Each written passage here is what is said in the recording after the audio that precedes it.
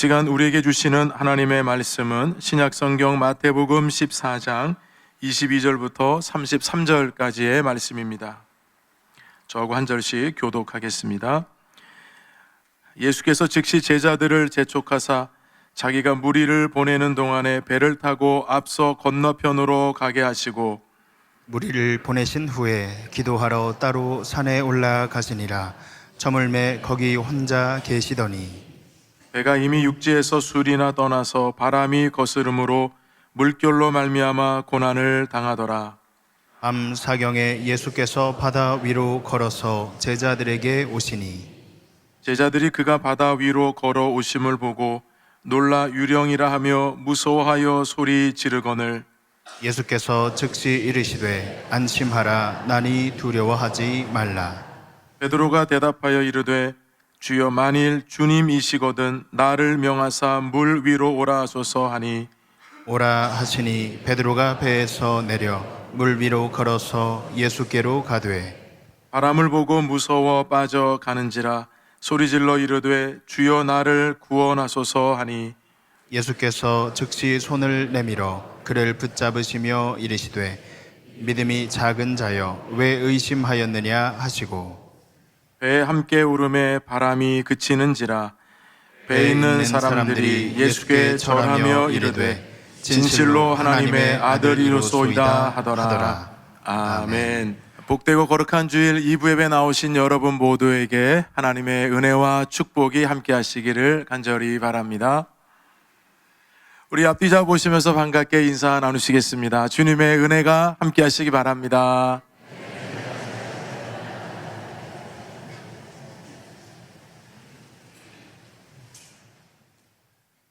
요즘 지브리 열풍이 불고 있는데요. 아마 2부 예배 드리신 분들 중에 조금 젊은 분들은 무엇을 의미하는지 잘 아시리라 생각합니다. 지브리라고 하는 말은 사하라 사막에 불어닥치는 열풍이라고 하는 이탈리아 말입니다. 근데 일본의 한 감독이 이 이름을 가지고 스튜디오를 만들어서 지브리라고 하는 새로운 애니메이션 장르를 만들었는데요.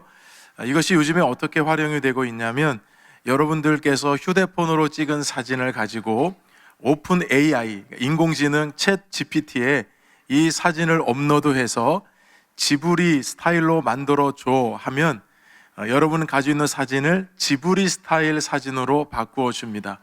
이것이 지금 전 세계적으로 열풍이 불어서 한 주간 동안 무려 사진이 7억 장이나 만들어질 정도로 엄청난 열풍을 지금 가져오고 있습니다. 제가 우리 성도들 가정에 신방을 가게 되면 꼭 사진을 찍거든요. 그래서 이번 주에도 신방을 가서 사진을 찍었는데 우리 부목사님이 그 즉석에서 그 사진을 가지고 챗 GPT에 이 사진을 지브리 사진으로 만들어줘 했더니 이렇게 만들어줬습니다. 옛날 만화 같기도 하고 그렇죠? 참 정겨워 보이죠? 이게 오리지널 사진으로 보면 이렇게 멋지지 않은데 지브리 사진으로 보니까 아주 멋있다 생각이 듭니다. 제가 이 기능을 이번 주에 배워가지고요. 제가 오늘 이 본문 말씀을 준비하면서 본문 전체 말씀을 제가 챗 GPT에 입력을 하고 자, 오늘 본문에 맞는 상황을 이미지로 만들어줘. 그리고 지브리 스타일로 만들어줘. 했더니 이렇게 만들어줬습니다. 예. 여러분 1분 안에 만들어진 사진이 좌측 사진이고요. 이걸 가지고 지브리 스타일로 만들어줘 했더니 오른쪽 사진을 이렇게 인공지능이 챗 GPT가 만들어 주더라고요. 아마 여러분 이 사진을 보셨으니까 이제 오늘 본문의 상황이 어떤 상황인지 잘 이해가 되셨으리라 생각하고요.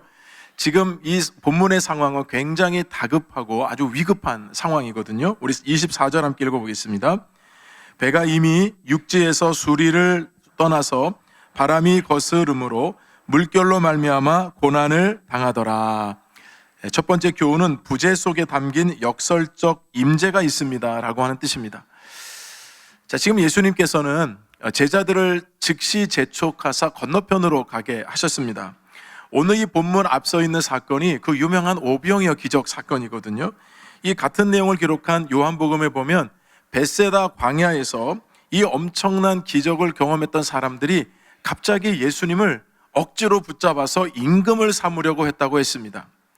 그만큼 오병의 이 놀라운 기적을 경험한 사람들 생각에는 이 정도 놀라운 능력을 가지고 계신 분이라 한다면 이분을 그냥 두어서는 안 되고 이분을 붙잡아서 지금 우리는 로마 압제 아래에 있기 때문에 이분을 정치적 메시아로 임금으로 세우면 우리를 로마의 압제에서 해방시켜 줄 수 있지 않을까라는 마음으로 예수님을 임금으로 삼으려고 했습니다. 예수님께서는 인간들에게 인기를 얻고 환호를 받아서 스스로 임금이 되시려고 이 땅에 오신 것이 아니죠. 예수님께서는 오히려 우리의 구원을 위해서 십자가를 지시러 이 땅에 오셨습니다.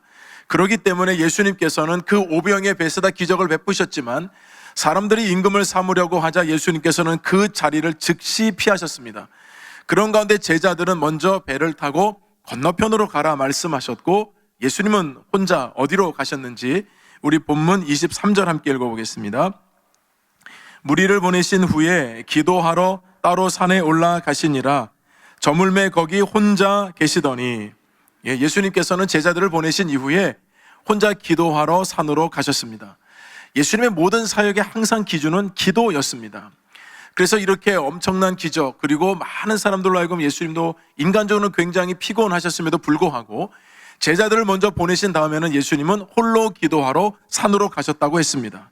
여러분, 하나님의 역사는 언제나 기도할 때 일어나는 줄로 믿습니다. 예수님 기도하러 이제 가신 가운데 지금 제자들은 아주 엄청난 어려움에 지금 처하게 되었는데요. 예수님 말씀하신 대로 지금 육지에서 배를 타고 갈릴리 바다를 통해서 건너편으로 가려고 하는데 본문 말씀을 보니까 육지에서 술이나 떨어졌다 말씀합니다.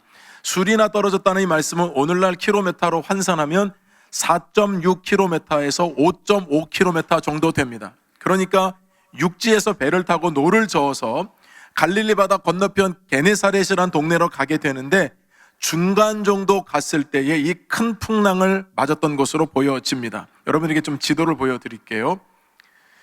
갈릴리 호수는 여러분 보시는 대로 계란 모양의 타원형으로 되어 있는데요. 이 가로의 최장 길이는 12km 정도 됩니다. 그러니까 지금 제자들이 가고자 하는 베세다에서 오른쪽 상단에서 왼쪽에 있는 게네사렛으로 가려면 배를 이렇게 타고 가야 되는데 이 술이나 떨어졌다고 하는 거 보니까 한 중간 정도 어간에 갔을 때 이 엄청난 풍랑을 제자들이 맞은 것으로 보여집니다. 그렇다면 여러분, 지금 제자들이 겪고 있는 고난은 바람과 물결로 인한 고난입니다. 자, 갈릴리 바다에 불어닥친 이 예측치 못한 돌풍과 큰 풍랑이지만요, 고난으로 번역을 했지만 이 성경의 원문인 헬라어를 보면 이 고난을 법적인 용어로 사용했습니다. 어떤 뜻이냐면 마치 지금 제자들이 법정에 섰는데 재판장이 옳지 않아요. 그리고 자신들을 변호해주는 사람도 자신들을 제대로 변호해주지 못해요. 그래서 결과적으로 이 재판정에서 굉장히 어려움을 겪고 그로 인해서 심각한 그 고난에 처할 수밖에 없는 법적인 상태, 여러분, 그것이 번역을 고난으로 했습니다. 그러니까 지금 제자들은 육체적으로나 정신적으로나 모든 면에서 큰 고난에 빠져 있는 상태를 뜻한다는 것입니다. 두 번째, 지금 제자들이 겪고 있는 고난은 더 이상 버틸 수 없는 고난이었습니다. 제자들이 지금 이 풍랑을 맞게 된 때는 밤 사경이라고 여러분 하지 않았습니까? 밤 사경은 오늘날로 말하면 새벽 3시에서 6시 사이를 뜻합니다. 아주 칠흑같이 어두운 이 밤바다에서 엄청난 지금 풍랑을 맞이하고 있는 것을 알 수 있습니다. 요한복음 말씀을 보면 예수님께서 제자들을 언제 배를 타고 건너편으로 보내셨는가? 저물매라고 되어 있습니다. 저물었다는 얘기는 저녁 시간을 뜻하고요, 주로 저녁 6시에서 7시 사이를 뜻합니다. 그러면 그때 배를 타고 나갔던 제자들이 건너편에 도달하지 못하고 지금 밤 사경 새벽 3시에서 6시 그 사이 어간에까지 지금까지도 그 풍랑이는 갈릴리 바다 한복판에서 지금 고난을 당하고 있다는 겁니다. 자, 그러면 여러분, 평상시 상황이 아니라 이 풍랑 가운데서 지금 생사를 알 수 없는 갈림길에서 사투를 보내는데 더 이상은 견디기 어려운, 버틸 수 없는 그 시간이 밤 사경이에요. 어쩌면 여러분, 우리 인생에도 이 밤 사경을 맞이할 때가 있죠. 어려운 문제 앞에서 도무지 내 힘으로는 감당할 수 없을 그런 때를 만나게 됩니다. 아마도 오늘 여러분 예배드리 이 자리에 오셨지만 말 못할 사정이 있는 분도 있을 겁니다. 밤 사경을 맞이해서 내 형편과 삶의 자리가 너무나도 어렵고요. 이번 주도 제가 어떤 우리 교우분을 수술하시게 돼서 전화로 기도를 해드렸는데 그 부부가 지금 동시에 암에 걸렸습니다. 그러니 여러분, 밤 사경이 아니고 뭐겠습니까? 이것을 맞닥뜨리는 이 가정들 같은 경우는 너무나도 힘든 거죠. 너무나도 어려운 거죠.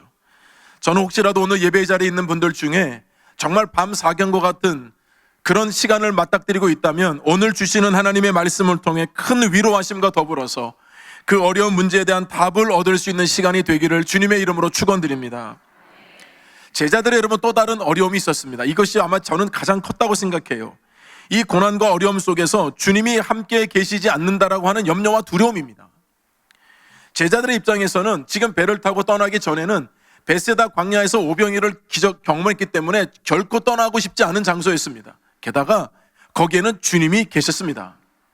그런데 지금 고난과 이 환난을 맞닥뜨리고 있는 이 상황이야말로 실제적으로 주님이 계셔야 함에도 불구하고 주님이 계시지 않으니까 여러분 제자들 입장에서는 얼마나 염려와 걱정과 두려움이 많았겠습니까? 여러분들께서 신앙생활 하시면서 가장 힘든 것 중에 한 가지는 주님의 부재를 느낄 때가 아닙니까? 다른 때는 몰라도 지금 내가 맞닥뜨리고 있는 이 상황에서는 정말 주님께서 말씀해 주시고 내 기도에 응답을 해 주셔야 하는데 침묵하실 때는 답답함을 넘어서 여러분 낙심할 때가 있지 않습니까? 근데 여러분 그게 우리만 그런 게 아니더라고요. 하나님께서 내 마음에 합한 자라고 말씀하신 사람이 있었습니다. 누굽니까? 다윗입니다. 하나님의 마음에 딱 맞는 사람, 하나님의 마음에 흡족함을 주는 사람 다윗이었습니다. 하나님께 이런 칭찬을 받은 다윗이니까요. 여러분 다윗이 기도하면 하나님께서 즉각 나타나셔서 응답해 주시고 말씀해 주셨을까요? 물론 여러분 다윗의 전생의 기간 동안에 이런 환난과 고난을 많이 맞닥뜨렸지만 그때마다 하나님의 임재를 경험할 때도 있었지만 그렇지 않고요. 하나님의 부재를 느낄 때도 너무나도 많았다는 것을 다윗은 시편의 시에 여러분 고백하고 있습니다. 시편 10편 1절 말씀 함께 읽어보겠습니다. 여호와여 어찌하여 멀리 서시며 어찌하여 환난 때에 숨으시나이까. 여러분 이 한 절에 어찌하여가 두 번 나와요. 어찌하여란 말은 애통하고 탄식할 때 쓰는 말입니다. 하나님 어찌해서 멀리 서 계시며 왜 숨으십니까? 여러분 다윗이 이렇게 하나님께 지금 항변하고 있는 거예요. 하나님에 대한 부재입니다. 다른 때 같으면 모르겠는데 하나님 제가 지금 환난을 만나고 있잖아요. 하나님 제가 고난 중에 있잖아요. 제 건강에 어려움이 생겼잖아요. 저희 가정에 문제가 생겼잖아요. 그러면 하나님이시라면 이 어려운 때에 즉각 나타나셔서 이 환난을 제거해 주시던지 내 이 환난을 이길 수 있는 힘을 주셔야 함에도 불구하고 하나님께 부르짖었는데 하나님은 아무런 응답이 없고 침묵하시는 것 같은 거예요. 더더군다나 하나님이 그때야말로 저 멀리 계신 것 같고요. 하나님이 숨어 계신 것 같은 거예요. 근데 여러분 이 경험을 지금 다윗이 하고 있단 말입니다. 하나님이 의도적으로 숨어 계신 것 같은 하나님의 부재를 느끼고 있습니다. 여러분 다윗이 시편 10편을 이렇게 여러분 시작했는데요. 다윗이 깨닫게 된 것이 무엇인지 아십니까? 하나님은 안 계신 것이 아니라는 거였습니다. 다윗은 환난과 고난을 만나니까요, 내 상황과 내 생각에 완전히 몰입이 되어서 안 계신 것처럼 느껴질 뿐이라는 거예요. 그런 환난 가운데서 다윗이 다시 하나님을 바라보게 되니까요, 그의 고백이 바뀝니다. 1절은 어찌해서 하나님 이렇게 멀리 계시고 숨어 계십니까? 라고 고백했지만 그가 하나님을 바라보니까 여러분 그의 고백이 바뀌는 지점이 나오더라고요. 우리 시편 10편 14절 말씀 함께 읽어보겠습니다. 주께서는 보셨나이다. 주는 재앙과 원한을 감찰하시고 주의 손으로 갚으려 하시오니 외로운 자가 주를 의지하나이다. 주는 벌써부터 고아를 도우시는 이신이다. 여러분 다윗이 환난 가운데 하나님은 계시지 않은 것 같았지만 그 고백이 어떻게 바뀌었습니까? 주께서는 보셨나이다. 하나님이 안 보신 것 같고 하나님 멀리 계신 것 같았는데 하나님이 숨어 계신 것 같았는데 그가 다시 하나님을 바라보자 하나님께서 자기 자신을 보고 계셨다는 확신이 들었다는 것입니다. 그러면서 그의 고백이 뭡니까? 주는 벌써부터 고아를 도우시는 이신이다. 고아와 같은 나를 하나님이 잊지 않으시고 돌보고 계셨다는 것입니다. 여러분 이것을 깨닫게 되는 것이 은혜인 줄로 믿습니다. 제자들도 여러분 마찬가지예요. 지금 제자들은 지금 풍랑을 만나서 큰 환난 가운데 있었는데 주님이 안 계신단 말이에요. 근데 여러분 주님이 정말 제자들이 이런 상황을 모르고 계셨을까요? 아니에요. 주님께서 제자들을 보고 계셨습니다.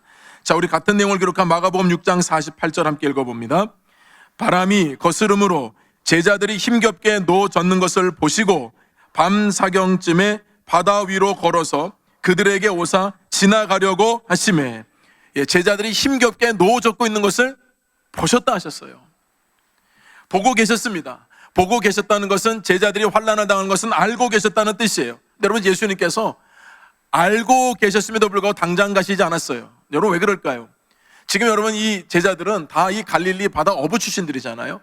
예수님보다 여러분 갈릴리 바다 하면 훨씬 더 자기들이 잘 아는 거예요.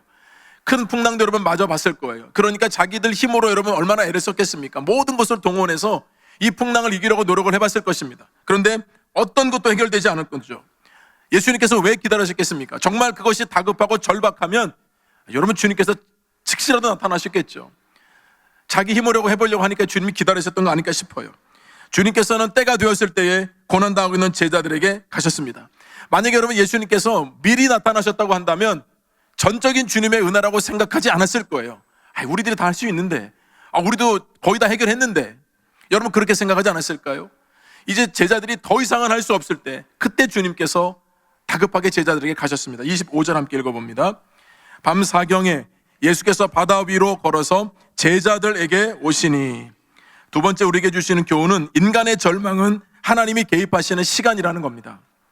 이런 밤 사경은 제자들이 한계에 부딪혀서 더 이상은 어떻게 할 수 없는 시간입니다.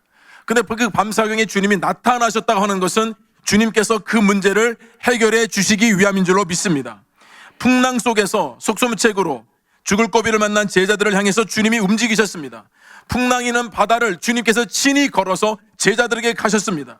제자들은 바다 위를 걸어오시는 주님을 보면서 놀라면서 두려워하면서 유령이라고 소리를 쳤어요. 조금 전까지만 해도 풍랑 때문에 고난을 당해서 두려워했는데 이제는 그 풍랑 위를 걸어오시는 주님을 보면서도 유령이라 소리치면서 예수님이라고 생각하지 못하고 유령이라 소리치면서 이 배 안에서 난리가 났던 것입니다. 여러분, 그럴 때 주님이 가까이 가셔서 제자들에게 제일 먼저 들려주셨던 말씀이 무엇입니까? 우리 27절 함께 읽어봅니다. 예수께서 즉시 이르시되 안심하라, 나니 두려워하지 말라. 예수님께서 즉시 말씀하셨어요. 즉시. 여러분, 오늘 본문에 즉시란 단어는 3번이나 등장했습니다. 22절과 지금 읽은 27절과 31절 말씀에도 즉시 예수님께서도 얼마나 다급한 상황인지 알고 계셨다는 뜻입니다. 그러면서 제자들에게 제일 먼저 말씀하셨다는 것은 안심하라, 나니 두려워하지 말라, 이 말씀이었습니다.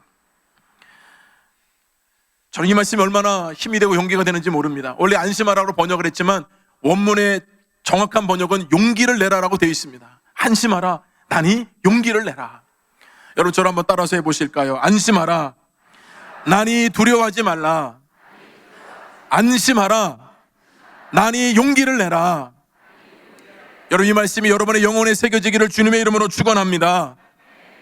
제가 어떤 목사님의 유튜브를 보게 되었는데요, 이 목사님이 한 동요에 아주 심오한 의미가 있다고 설명을 하시길래 제가 귀가 솔깃했어요. 그래서 제가 그 유튜브를 보니까요, 우리가 잘 알고 있는 동요가 나오더라고요.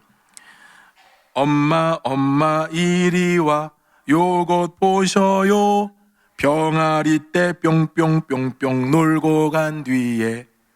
여러분 잘 모르세요? 미나리 파란 싹이 돋아났어요, 미나리 파란 싹이 돋아났어요. 아시면서 왜 그러셨어요? 여러분, 이게 봄이라고 하는 이 동요거든요. 근데 여러분 2절도 있어요. 그런데 이 1절의 가사를 가만히 이제 생각해 보면요, 지금 아이는 엄마를 부르고 있거든요. 근데 엄마를 왜 불렀냐면 아주 예쁜 병아리들이 아주 그냥 짹짹짹 거리면서 뿅뿅뿅뿅 놀고 있어요.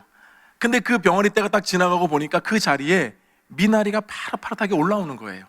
미나리 3, 4월에 여러분 많이 나는 거 아시죠? 그 미나리가 여러분 나니까요, 그게 너무 호기심이 많고 너무 좋아서 엄마를 부르는 거. 엄마 일로 와서 이것 좀 보세요. 이분이 이 동요를 설명하면서 전도를 설명하시더라고요. 주님을 만나서 우리가 여러분 신앙생활 하는 데 있어서 마치 여러분 내가 모든 진리를 다 깨달은 것처럼 뭐 다른 사람한테 막 아는 척하고 막 가르치려고 하고 막 억지로 하면 그건 안 된다는 거예요. 오히려 지금 이 동요의 이 가사처럼 좀 일리 좀 와보라고. 내가 교회를 다니게 된 것은 이렇게 돼서 교회를 다녔고, 또 나는 부족하지만 우리 주님으로 인해서 내 삶이 이렇게 바뀌었다고 한번 와서 보라고. 여러분 이렇게 얘기하는 거 보니까 참 따뜻하게 느껴지고 이 가사가 달리 보이더라고요. 근데 더 감동을 주었던 것은 이 동요의 작곡자가 목사님이셨어요.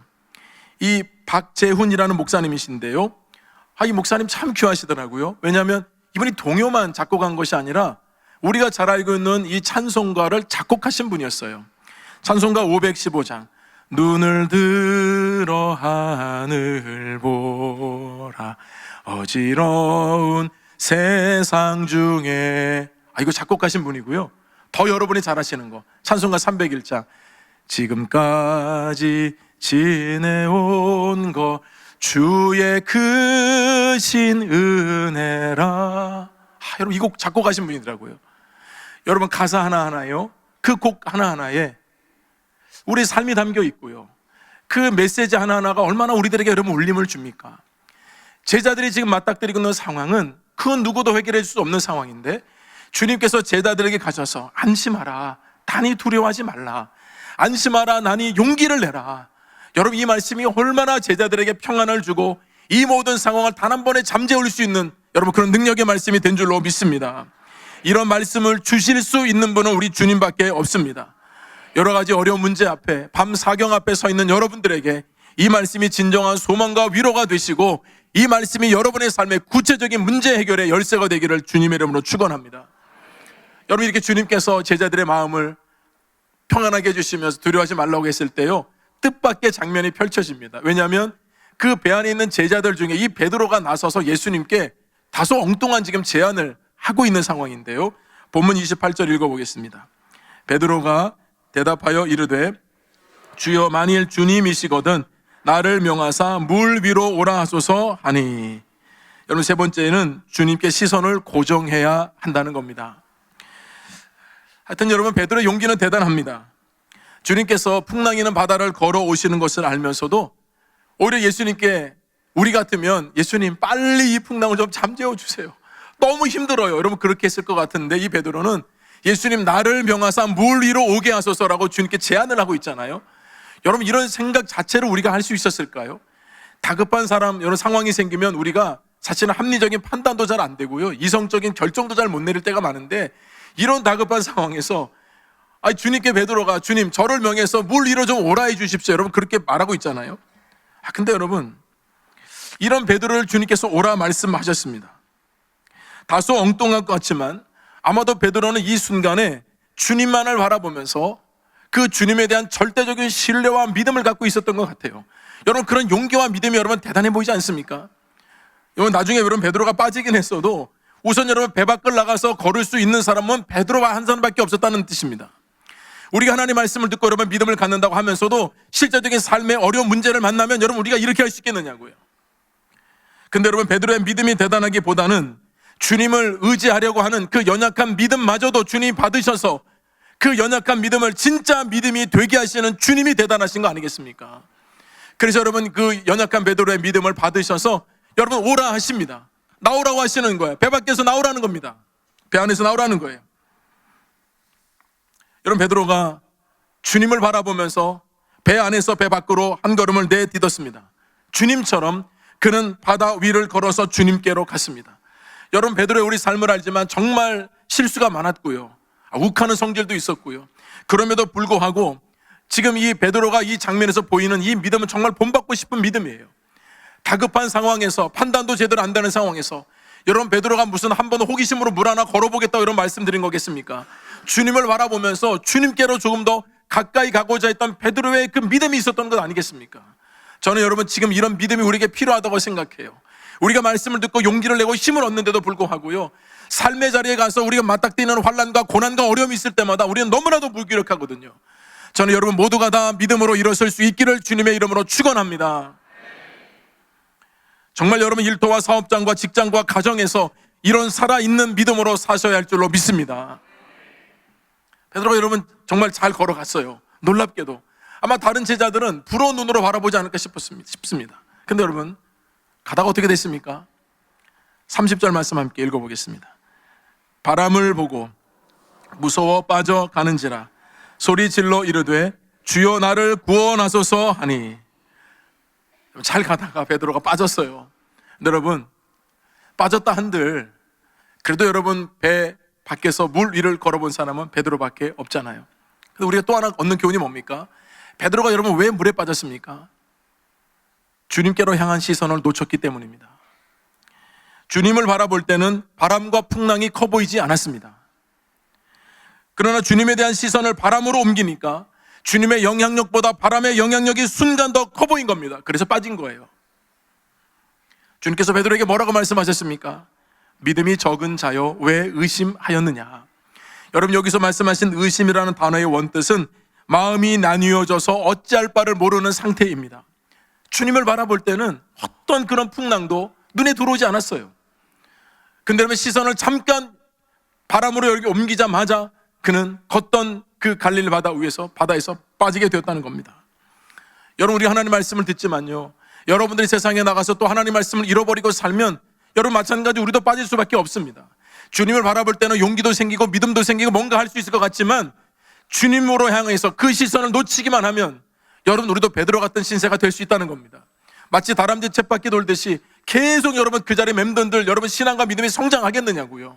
저는 정말 저와 여러분의 믿음이 삶의 현장에서 작동되기를 간절히 소망합니다. 제가 오늘 설교 제목을 좀 여러분이 낯선 핵두변주라고 정했습니다.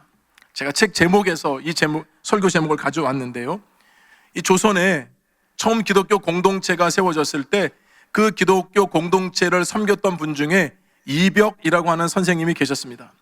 이분이 한자로 글을 쓰셨는데 그 중에 한자 성어 하나가 핵두변주였습니다.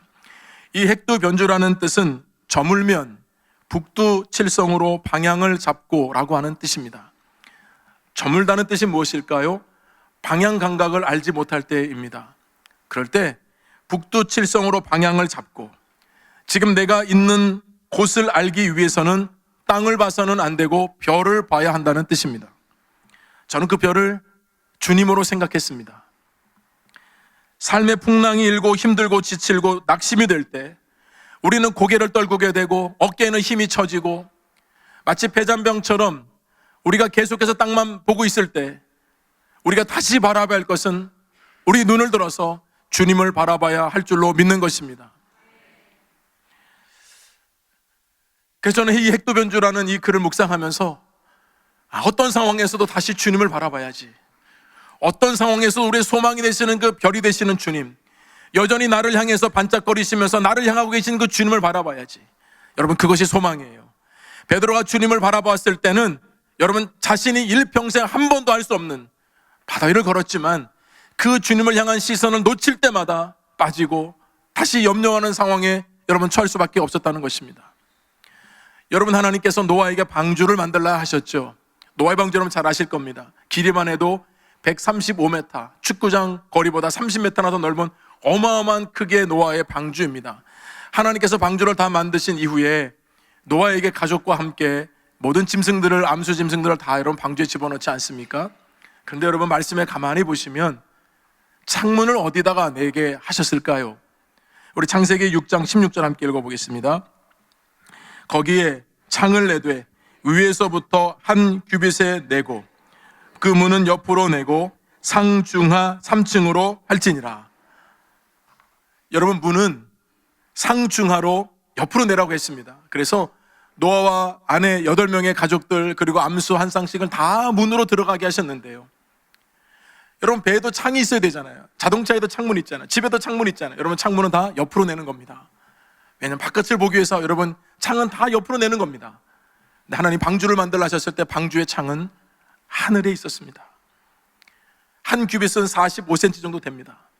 정중앙 하늘에서 45cm 되는 곳에 하나님께서 문을 내라 하셨습니다. 그 창문, 왜 하나님께서는 위로 내라 하셨을까요? 어떤 상황에서도 하나님만을 바라보라는 뜻이었습니다. 홍수가 나고 풍랑이 일어도 너의 모든 존재의 시선은 하나님만을 향해야 된다는 그 메시지를 주기 위해서 하나님은 그 방주에 유일한 그 창을 하늘로 내게 하셨다는 것입니다.